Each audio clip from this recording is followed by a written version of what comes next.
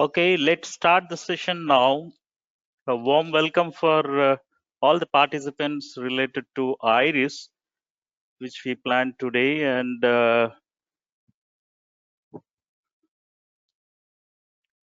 I'll just give a quick introduction about me. I'm Shankar Mohan. Basically, I took over my responsibility as a regional operation head from 1st June 2020.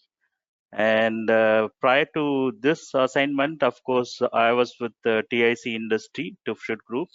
About 16 years, I put on my experience on TIC Industry, managed the business unit for South Asia as well as ASEAN countries, part of the Tufshut Group, and happened to be a qualified auditor for IITF as well for ISO and 14,000 and OSHAs, and done about close to 1,600 plus assessment in various domain. So with this little experience, I'm starting my journey with DQS to manage their regional operations in South.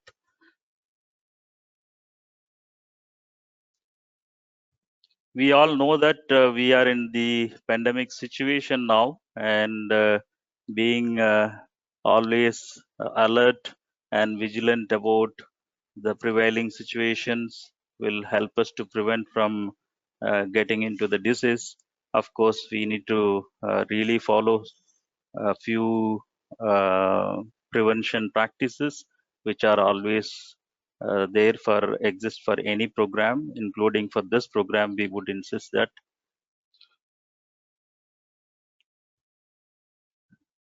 there are housekeeping rules for this program. Of course, we are looking at this complete webinar will be recorded, and we are also looking at all the attendees will be in listen only mode, and you can submit your questions via question panel, and there will be a live Q&A end of the sessions.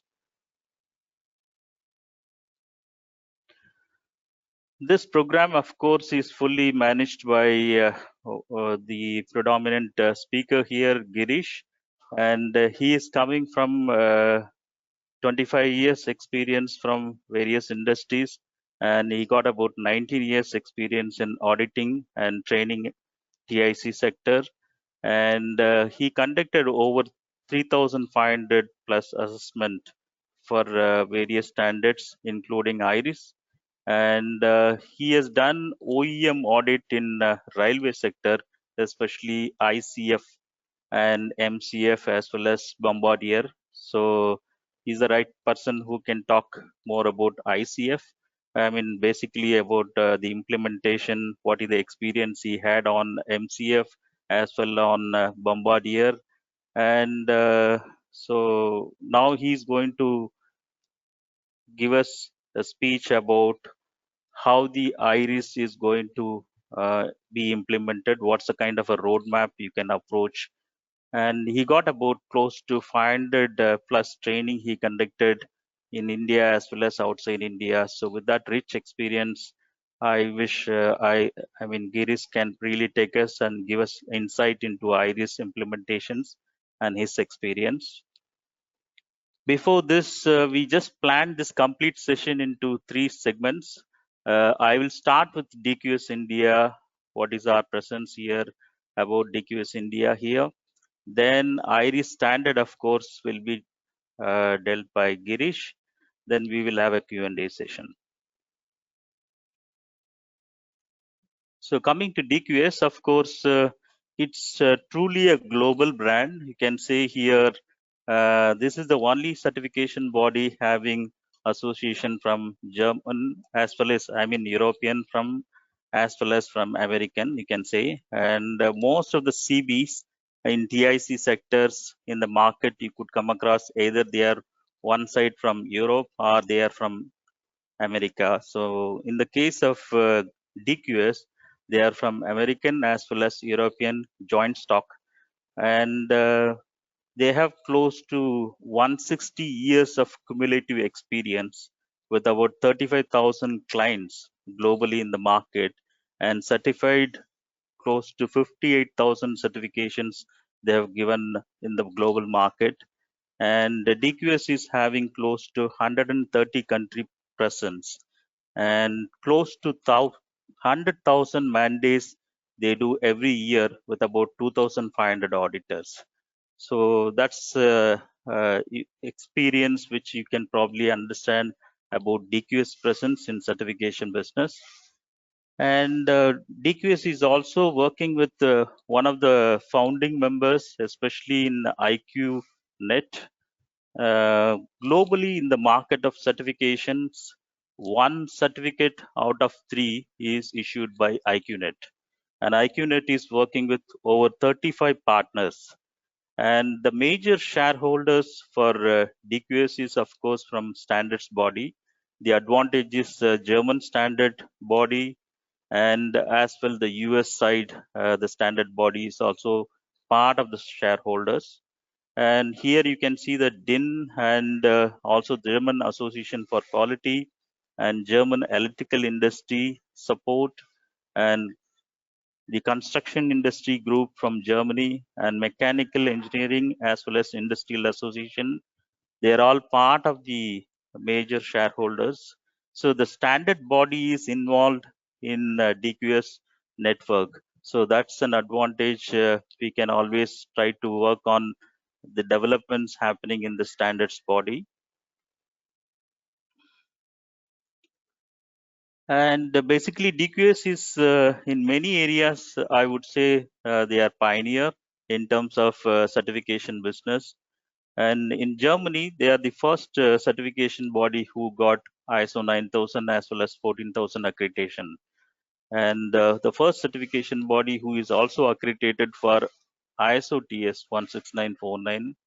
And of course, globally, they are the first certification body who got IRIS worldwide. So we are pioneer in IRIS certification program. I think the right choice whom we can talk about the roadmap for IRIS certification program.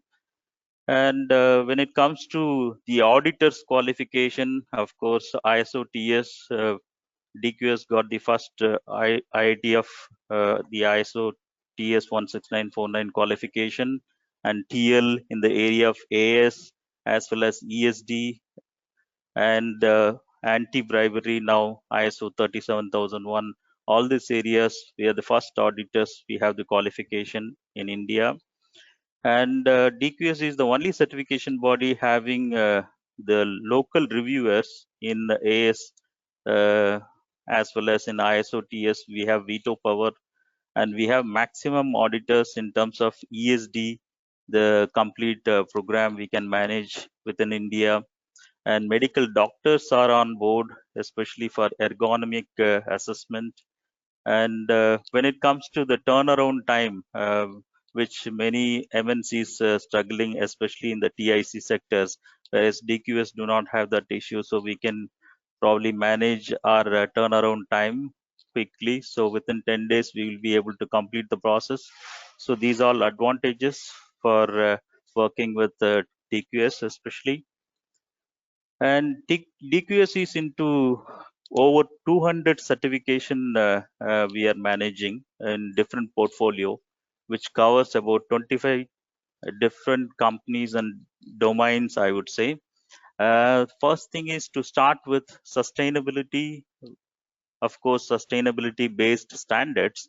We have 14,000, 50,001 for energy, and we do have OSHAs, all those areas which is related to sustainability standards. And sustainability with respect to greenhouse gas emission and carbon footprint. We do have our major presence, which is an upcoming area now. And ITES sectors, of course, DQS do have presence, especially 27001 ISMS standard certification. And TISAX is a new area which is coming now. Automotive design companies who is in need of TISAX program. So we have auditors, qualified auditors in the country. And PCI DSS, of course, payment card industries will be able to deliver the requirements for local requirement in India. And also we do have presence in other standards like asset management 55001 and we can also manage on oil and gas. 29001 program we can do, and aerospace, of course, all the three standards associated with aerospace. DQS can DQS do have the capability to deliver. And telecom sectors, of course, we deal with TL as well, ESD program. And medical sectors, we have 13485, and we can do GMP, CE marking, as well as MD SAP. And in transportation sectors, of course, DQS is especially leading in IRIS, and that is what we are going to discuss in detail about the roadmap today. And IATF certification, of course, we do have sector specific lines in south as well as north east part of India. We do have tier one, and we do have in IRIS OEMs certified, and tier one suppliers also certified. So we can probably more talk about the IRIS roadmap. So now I can probably leave the dais to my co-speaker Girish. He will be talking about IRIS program. Meenakshi.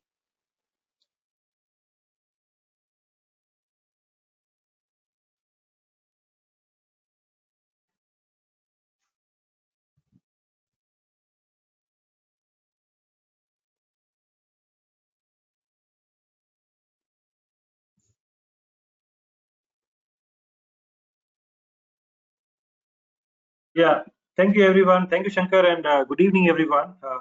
Now, if we talk about the DQS credentials in terms of IRIS certification, uh, the three OEMs in India out of four, like Bombardier, ICF, and MCF, is certified by us for IRIS standard, and the Siemens, the ABP, ZF, the Contitech, the SAND, uh, followed by global players like the PIX, the Autofocus, and the General Cable. These are some of the credentials of big players which has been globally certified by us. So DQS has been a leader in IRIS certification, not only in India, but also the worldwide. Now, what is the IRIS first of all, and what is the current revision, which is Rev 03? Let's understand that.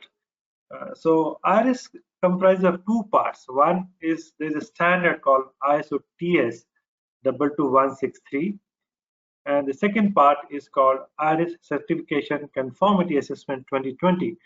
And put together, these two is called IRIS Revision 3. So latest one is a Revision 3, which is the first international standard being released by UNIFE. Now, the IRIS stands for International Railway Industry Standard, and there's a common global system for the certification for specifically for the railway industry.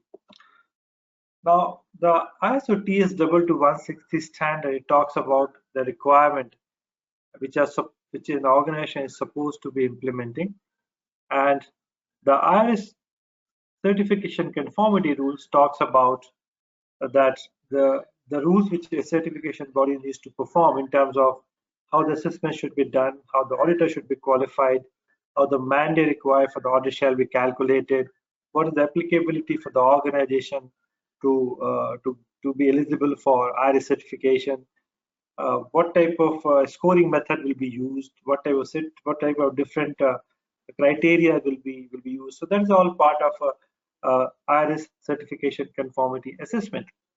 However, the ISO TS talks about the requirement which an organization is supposed to implement in the organization.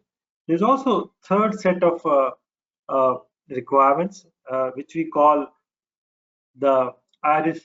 We call technology tools. So the IRIS standard is fully online in terms of the information available for the through the IRIS portal. So all results are stored and shared in the portal, including list of IRIS certified organizations. During the audit, the auditor is supposed to use the automated tool to put the information and the evidence in the tool, and that gets transmitted to IRIS on a real-time basis. So 3 things are important: the set of tools, the IRIS certification conformity assessment rules, and the basic standard of ISO TS 22163. The 3 things put together makes the IRIS revision 3. Now this will give a clear idea. So IRIS revision 3 comprises of ISO TS 22163, which is a standard, and since it is an ISO standard, it is controlled by ISO committee. So there is a TC committee who have written, and the TC also controls this. So any changes happens in future, uh, that is controlled by ISO TC committee. Whereas IRIS certification conformity rules and the IRIS certificate technology tools, these are controlled by UNIFE, which is Association of European Railway Network. So the UNIFE stand for Association for the Railway Industry Network. If you look at the global presence as of now, when we are talking today on July 4th, total worldwide 203 locations are certified across the globe. So when you say 2003 locations, it is not the organizations. The IRIS does not recognize the corporate scheme. It recognizes each site. Say, for example, Bombardier has 2 sites in India. It will be counted 2, not the 1. Similarly, Alstom has 3 sites, so it will be counted as 3 sites of Alstom if they are certified. So that way, if you see the number of organizations as of today worldwide, there will be hardly less than 1,000, because there are companies like Bombardier where 43 sites are certified, so they are counted 43 different sites. Now, when you look at the Indian scenario, 50 Indian locations are certified. Put together, as I said, 2 of Alstom, 2 of Bombardier's, 2 of Heavily, 3 locations Cyient. So put together only. So if you see the organization perspective, there would be around 20 organizations which are certified as of now. Is considered, that is why it's a very niche standard. If you see the right trend box, the name of the company. So when a company gets certified, the name of the company reflects on the portal like this. So you will find the name of the company address, the number of employees in the company, the product they supply in the company, and it is not displayed here, but below this there will be information as when company got certified, from which date, which standard. So a buyer, the worldwide, if they want to look at that, in India, you want to look at a certified supplier for IRIS in a particular product scope, they need not to come to us. They can go to the portal and they can select the country, they can select the product code, and they can come to know that which company they want to work with it. So it's a very powerful marketing tool where the visibility of the companies who are certified are very high, and that is what one of the technology tools which we talked about the third section, IRIS, and is controlling this process. So organizations who are not taking, even if they default for an audit for a day in a surveillance audit, the certificates become inactive and they get removed from the website. So a very well controlled process. Customer also may not ask you a certificate. We can go to the straight away to the website and they can see that their certificate is valid or not. So global visibility wise, a very strong control from the UNIFE side. The question becomes now, most of the companies are looking to enter in the railway segment. And when you look at today's market situation, the railway is the sector which is looking very promising, in addition to the telecom sector, which is because of China, that looks very promising. But railway definitely, 35 metro projects are already approved. So anytime tender can be raised. Last 2 months we have seen the Delhi Agra tender. We also yesterday saw the Kanpur Agra tender, both won by Bombardier.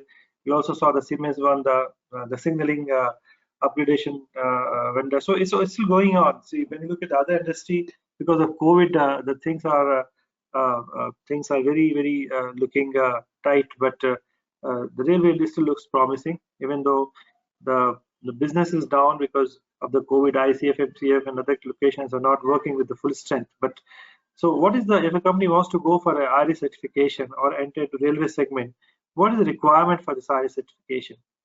So first of all, it has to be a legal entity, either individual or as a part of corporation. it need to have an autonomous business management system. When we say autonomous, it means the company needs to demonstrate that right from say tendering process or acquisition of order until delivery, they are responsible and they can demonstrate that. That's if you say that this is done in a different location where they cannot offer this site for assessment, then they are not eligible for that. So they should be able to demonstrate as an autonomous business management system. They must be doing at least one activity out of design and development, manufacturing, or maintenance. Now, if you see, it means if a company who is only doing trading, there are many in this railway segment, there are many big companies who are into trading. They buy the product from European players or from Chinese players. They have their distribution centers here, and then they apply for those bid for those tenders, and they supply. But those cannot get IRIS certification. Other thing you will find different is maintenance return. So it is not a plant maintenance. It means they are the railway business.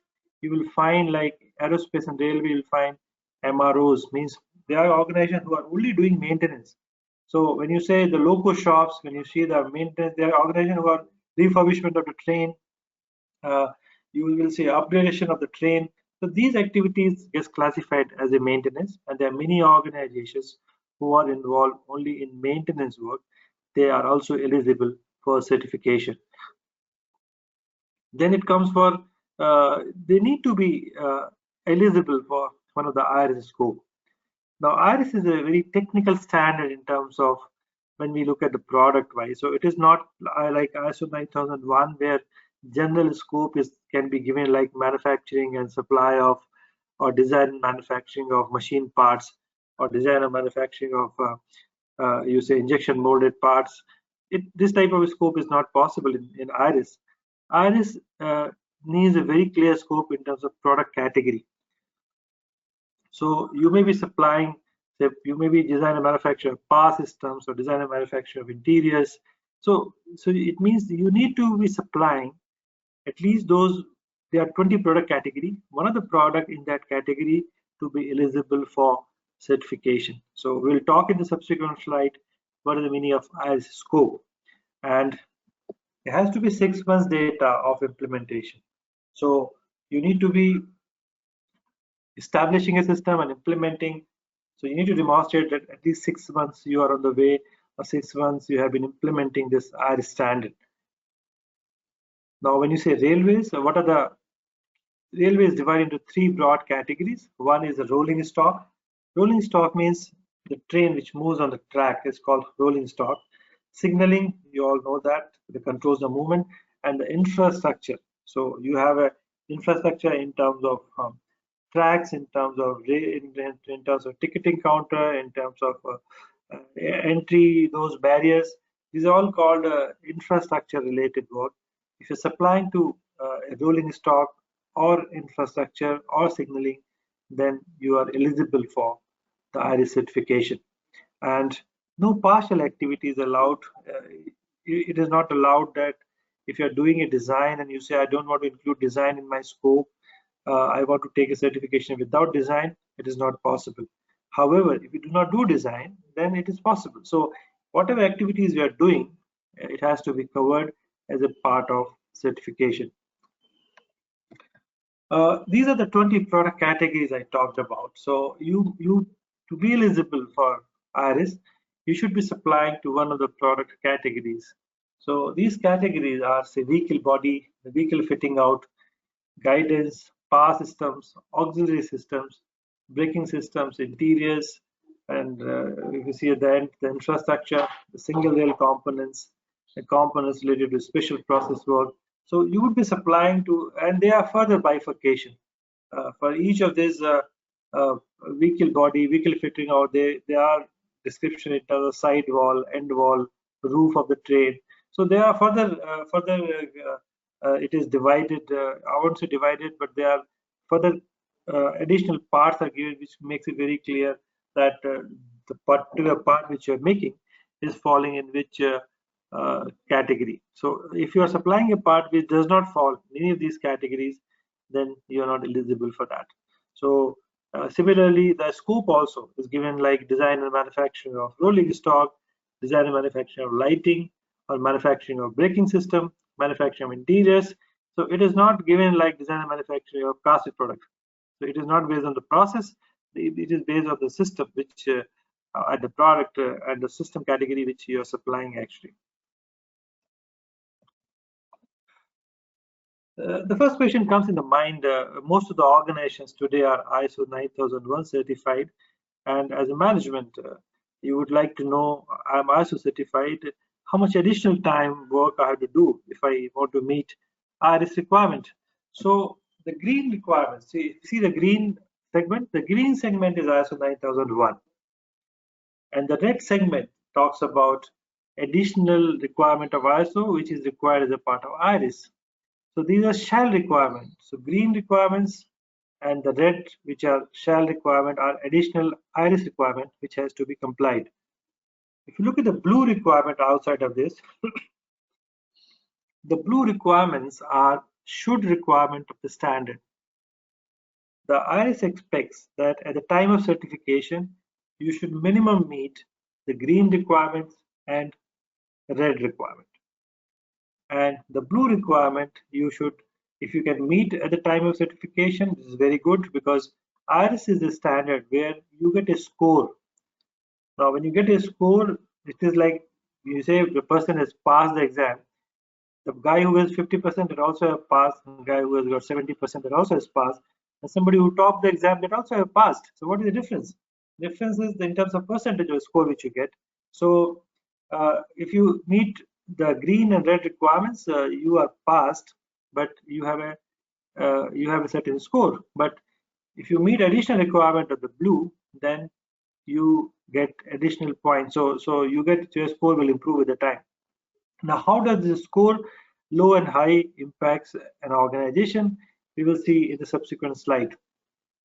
Now, coming back to just want to elaborate some of the requirements here. If you look at, say, for example, 5.2 on the right hand side. So there's a green requirement and there are red requirements, there are blue requirements. So the green requirements talks about, so ISO 9001 talks about, ISO 9001 talks about there has to be quality policy, and quality policy should address the commitment to meet certain requirements, say commitment for continuous improvement and meeting the quality requirement. IRIS additionally asks that it should focus on defect prevention, and it also asks the safety policy. So the IRIS talks about additionally the product safety policy. So that is why you have to do this additional work. If you look at say 6.1, ISO talks about the risk-based thinking, and IRIS talks about additional a structured process of risk management. You need to have defined a documented process for risk assessment, where you will get the rankings, and then what is your threshold limit, and when you will take action whenever the RPN or whatever you say risk number goes beyond a certain threshold limit. So it means against each requirement there are additional requirement in IRIS which you have to follow. If you also look 4.1 and 4.2 at the top, there's only green, there's no red or no blue. It means whatever requirements are IRIS for ISO 9001, that is sufficient for IRIS also. So the context of the organization, the understanding of the organization and its context, understanding needs and expectation, there's no new requirements. The only difference here is the organization has to understand the stakeholder in terms of railway business. The needs and expectation of the railway stakeholders needs to be identified. So even the requirement wise there's no difference, but actually while doing it you will find a difference. Much more detailing you have to do than you do for IRIS. Similarly, now if you look at 6.4, the business planning, the complete red, there's no green. The meaning this business planning is not a requirement in ISO 9001. However, this is a complete new requirement in IRIS.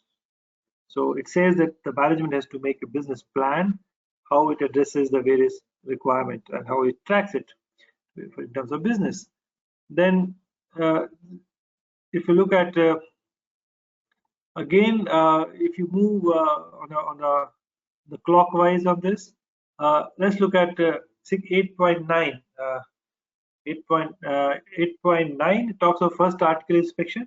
So ISO 9000 companies do not find this requirement there, but here, however, it's very similar like PPAP, which automotive companies do that. How do you approve the first part when you make it?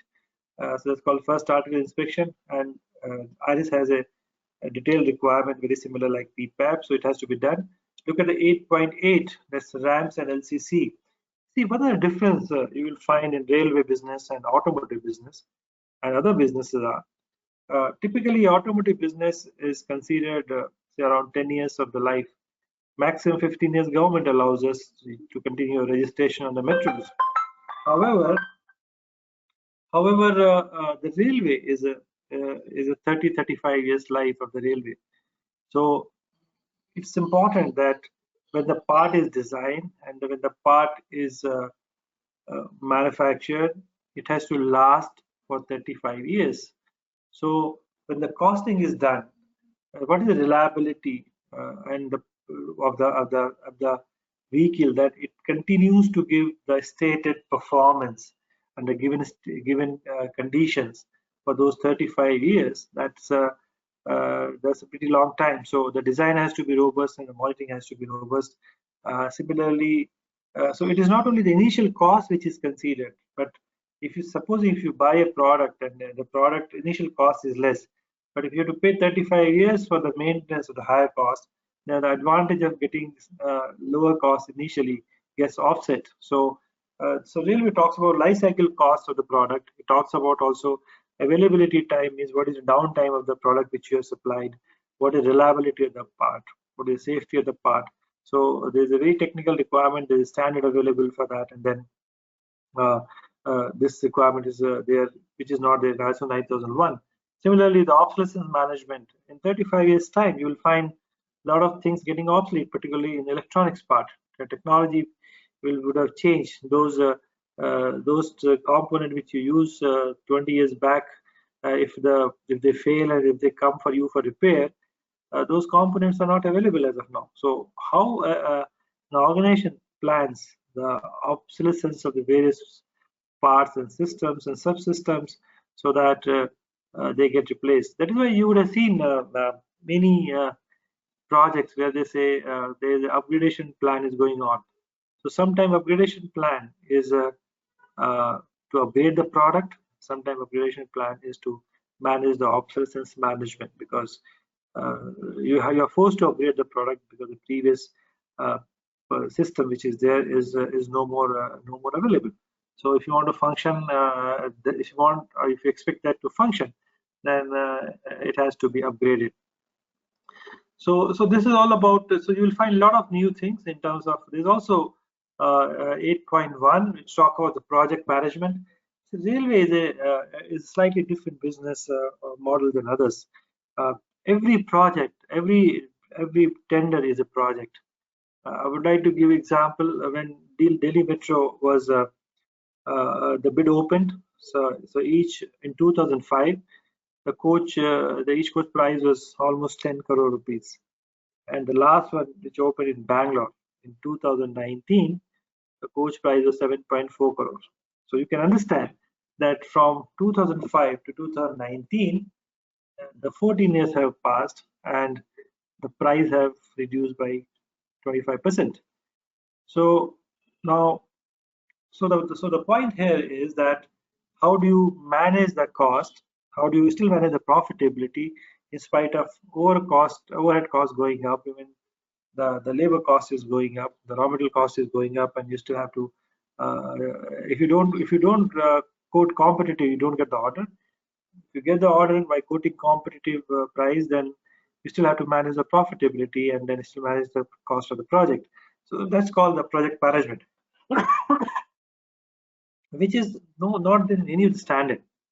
I've been auditor for for IATF, also the TL 9000 for other standards, but I had never seen any standard talking about managing that particular project. If that particular tender you have taken, whether it is for 30 pieces or it's for 300 pieces or 3000 pieces, you have to manage your cost, quality, everything within that cost which you have bid it.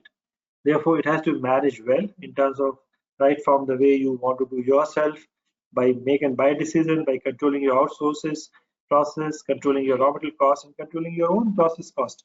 So that's what the project management you will find very interesting here, and that is, I think, a very good tool for organizations to really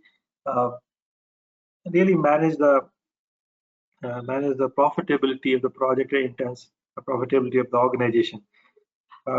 Last one, 2 years, in fact, 2.5 years, I've been auditing for Harris in India, and then many companies I've seen railway, the tender comes with the clause where if there is a default in delivery, there's a penalty, and I've seen cases where the huge penalty has been paid. So if you manage the project well, and then and it's in crores, the penalties are not in a small amount. So you can manage the project well by delivering on time. That itself can save a huge amount of money.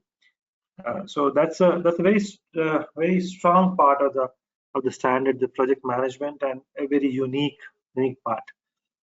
So this is all about the key elements of IRIS, just to give you a flair about how the IRIS is. And people also ask a question that I'm an ISO certified company, how much more effort is required? Now this picture, if you look at it, you are implementing the green ones, and if you have to implement the red ones, at least it is two times or 2.5 times more than that. So that is additional effort. But the bug doesn't stop here, because you have to also implement the blue requirements with the time. So from that perspective, it will be 1/6 actually of that. So this is what the IRS is, and that is why it is considered as a very exhaustive and very niche standard, because the requirements laid down are very detailed and stringent.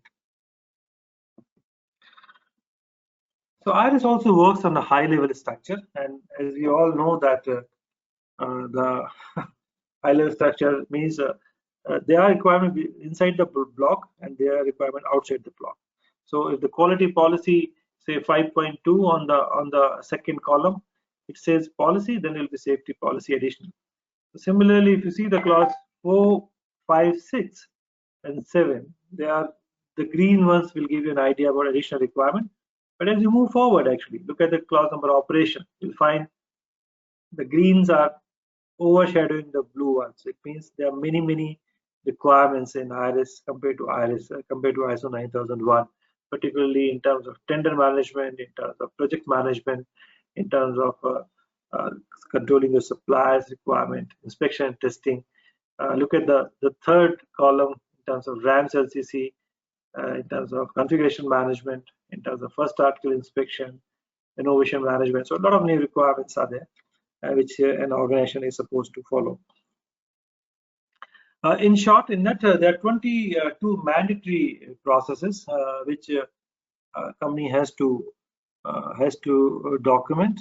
So starting with the risk management, budget planning, approval and controlling. Most of the companies, they do budget planning, but it is not a part of audit. Here it is a part of audit. So we as an auditor, we would come and ask you how the budget was planned, and how you are monitoring your budget, and how you are taking the course correction. The point here, say for example, at the beginning of the year, you have made the budget for 2020. That time you did not know the COVID situation, and now so you had built up your resources, you have built up your cost, considering this that additional amount of the revenue will come. But if the revenue does not come, then how do you monitor your budget so that at least you can manage your cost well if the revenues are not coming? So that's all part of business budget planning, approval and controlling. So these are the 22 processes, including obsolescence management, internal audits, management of RAMS, LCC, FAI. So these 22 processes have to be documented. There are 16 optional processes. It's up to you whether you want to document or you want to do it without documentation, but as a part of auditing or verification, it is verified. So there are many things which are not documented, but it has to be complied as a part of standard practice. So it is up to you as an organization. This is a very interesting section. They call KOs, called knockout questions. So these are 10 knockout areas in the IRIS, and it says that if any of these requirements, 10 requirements, if you are not complying at the time of audit, then you do not get certified, irrespective of how good you have performed in other areas. So out of these 10, there are 7 requirements which are always applicable. For example, the risk management, the competence management, the project management, configuration management, change management, requirement management, and general requirement of purchasing process, EBPS. There are three last requirements which can be not applicable to you considering type of business you are into, which includes the special processes, the RAMs and LCC, and the first article inspection. So, but if you say that last 3 are not applicable to me, you need to justify with proper justification that how and why it is not applicable in your case. However, for the first 7, there is no justification required. It is mandatory to implement those requirements. Now, the question comes that how do I implement the IRIS? How much time will it take? People typically ask questions that how much time it implements. It's again, it all depends upon the organization, how strong, committed they are, how much time they are willing to spend on IRIS implementation. Typically, it takes 5 to 7 months from the time you start implementing until you get certified, and it can become longer if the time spent is not adequate, or it can also be shorter if you can spend more time. But if you look at the roadmap, typically you have to develop the competencies first of all, because for the team there are certain areas where the competency development is required. This competency development is with respect to the new areas, for example, the risk management, for example, the project management, which I said I'm finding the most ignored area, or area where the understanding is with respect to IRIS is a huge gap. Then the tender management. Railway business works on the tender. So what is the process of tender management? What is the process of change management or configuration management? RAMs, LCC, obsolescence management, innovation management, FAI, special processes, KPIs development, because there are different requirements. There are some mandatory KPIs in IRIS. So first of all, the competency of the team, core team who is handling this project, or the team respective process owner, they need to be working on understanding these requirements. Then it has to be documented, and then finally, once you document it, once you have understood, you start implementing, and finally the internal audit has to be done as per that, and that will follow. If you're comfortable, confident with the internal audit, then the certification audit takes place. So that's how a typical process, typical activity for the implementation takes place. 5 to 7 months, as I said. It takes, if a very small organization with limited people and with a more focused approach, probably you can also do in 4 or 5 months. But the requirements are definitely many, so it will require some time to implement. Now, this is a roadmap in terms of implementation. Now, the certification process is slightly different in this case. Now, what is the process? Let's look at the next slide. This is a very controlled certification. So you have to go and register on the IRIS portal. For IRIS portal, you have to pay 350 euros for that, and that company has to pay directly to them. So you have to pay, that's a one-time fee. It is a one-time fee for getting registered on the site. Once you get registered on the site, then you have to go and select the certification body you want to work. Say, for example, you select DQS. Then from that DQS, once you select it, the IRIS from Belgium, they send a mail to us that this company wants to work with you. Then we will contact you and we'll work with you, and we'll send you, we will ask your information because you would like to understand the commercials involved in that. Then we will work with you for the commercials, and we finalize that. And once you are once the commercials are finalized, once you are ready uh, by training, documentation, internal audit, then the stage 1 or readiness review comes into the picture. So during readiness review, you see whether you are ready for the registration audit or stage 2 audit, and based on the readiness review results, whenever you are ready for the stage 2, the audit is done. So so this is how typically 4 to 6 months, I said, or 5 to 7 months it takes normally to implement and also get certified. So that's a typical roadmap. This is for certification, and previously I shared with you that is for implementation. There are some processes which makes us the whole certification process very slow and controlled. The requirement is that 60 days before the stage 1 audit, you have to submit the performance data, the company data, also like 6 months performance data, the stakeholder analysis, the risk management. This is to certification body for review that. It means it is not possible that today you feel that you are ready and you can ask us to come tomorrow for the audit or next week for the audit. Because 60 days before you have to submit the data, you should be ready 60 days before for the audit.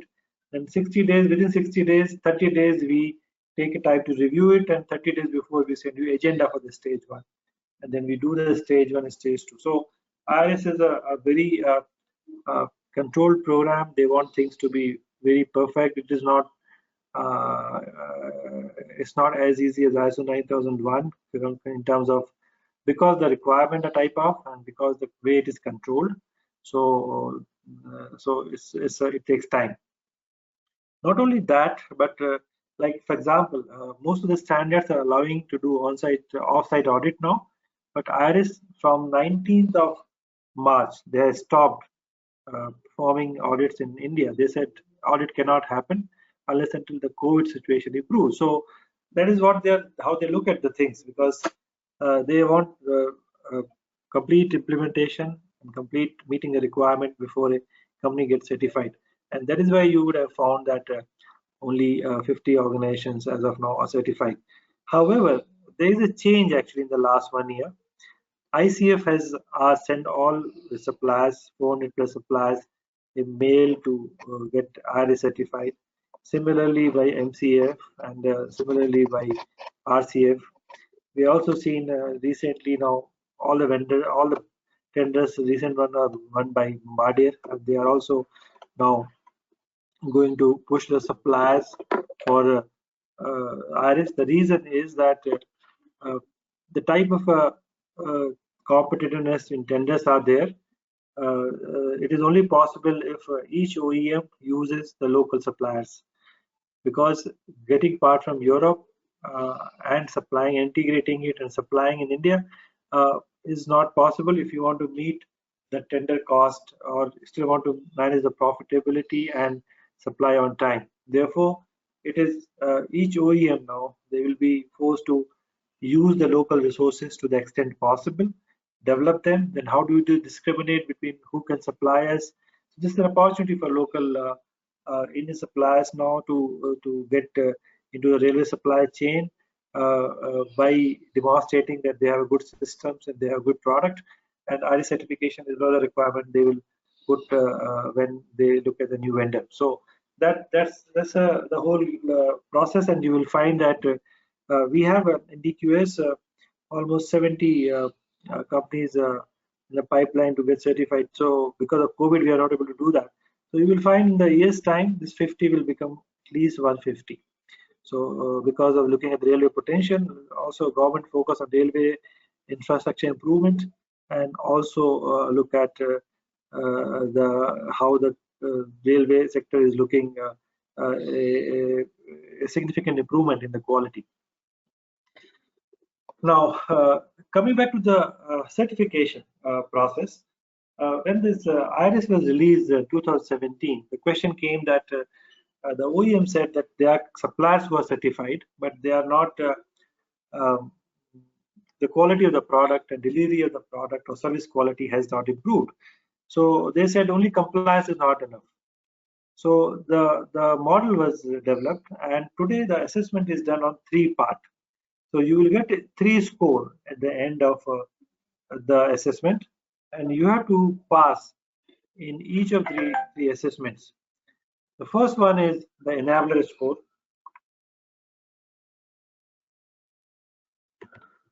So the first one is enabler score. The enabler score means how do you score against each question. So there are 0 to 4. There are 0 to 4 questions. The question is graded into 4 parts.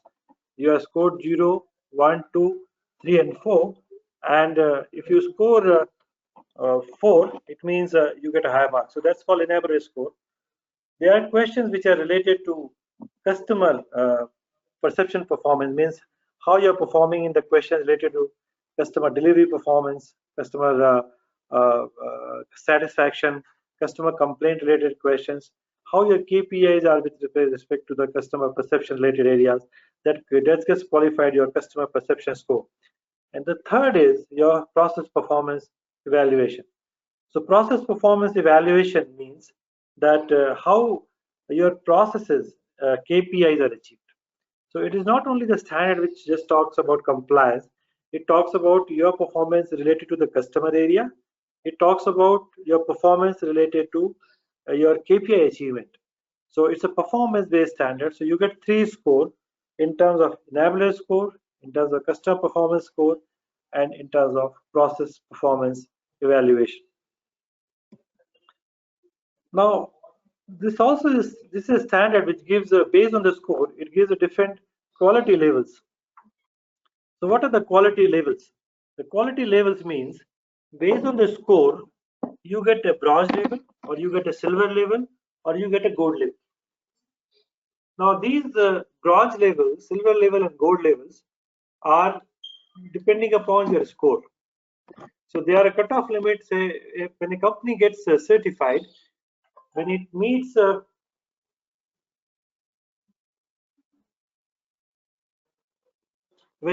requirement of say green questions or red questions, and when we declare the company is meeting the requirement for certification, then it gets a bronze level. The bronze level is the first minimum level, and then next is a silver level. From the 1st May of 2020, the silver level is open. But the requirement for the silver level is that you should have a enabler score more than 70, the process performance more than 75, and the perception more than 80. So that's a score. Higher score is required. When you look at the gold level, then your enabler score should be more than 80. Your customer perception will be more than 85, and your process performance should be more than 90. So that is only possible if you implement the questions which are in the blue category. If you implement the questions only in the green and red, then you will end up only having the bronze level. So when somebody goes to the website, he can see you're at a bronze quality level, or silver quality level, or gold quality level. So that's a difference in the standard. They will be able to clearly differentiate whether supplier, what is the maturity level of the standard at supplier level, looking at these different levels. I would like to share with you, just for your information, as on today, worldwide, all the organizations are only bronze level, including Bombardiers and Alstom's, Siemens. They all only bronze level. However, the journey has started. The companies are trying to improve to silver level. So you will find coming months time some company getting qualified for silver who are at a high maturity level. So this was all about the standard, the eligibility criteria, what standard talks about, what is the roadmap of certification it takes, what is the roadmap for the certification, what is the roadmap for implementation, how much time it takes, how a score impacts to your different quality performance levels. So this is in short all about it.